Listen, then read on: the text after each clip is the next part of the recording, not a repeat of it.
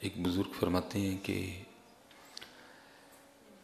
अल्लाह जल्ल शानुहू ने बड़ा फजल किया और मुझे ख्वाब में हुज़ूर नबी अलैहिस्सलाम की बारगाह में हाज़री की सआदत उज़्मा हासिल हुई।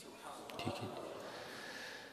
तो कहते हैं मैंने हुज़ूर नबी अलैहिस्सलाम की बारगाह में अर्ज़ की कि महबूब अलैहिस्सलाम, मैं बरोज़े क़यामत आपकी शफ़ाअत का तालिब हूँ।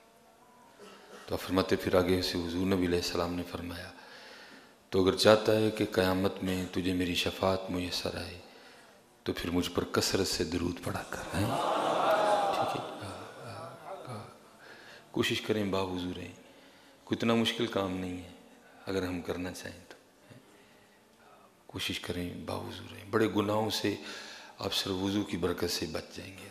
ठीक है। और फिर कोशिश करें कि अतकार वाल दिल यार वाल, ठीक है, दुरूद पाक पढ़ते रहें और अल्लाह पाक का जिक्र करते रहें, इस्तग़फ़ार करते। हल ये है जी, और हल कोई नहीं, और हल कोई नहीं। जांदी डाढ़े आगे नहीं पेश अड़िया, चट लिफ के टाइम लगा ली। दोस्त हमें दुआओं के लिए कहते हैं, खुद नहीं लिखते कोई भी भाई, को जिद तो नहीं है, वह आर्जी है। हम आपके लिए दुआएं करें, आप 5 वक्त मस्जिद में ना जाएं तो हमारी दुआएं क्या करेंगी? ठीक है। अगर आप चाहते हैं कि बुज़ुर्गों की दुआएं आपको फ़ायदा दें तो फिर नमाज़ पढ़ो। अगर आप नमाज नहीं पढ़ रहे तो फिर आपको अल्लाह जितना मेरा उतना आपका भी है।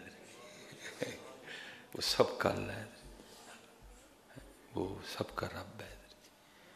इसलिए बावुज़ू रहें अपने, और कोई हल नहीं है।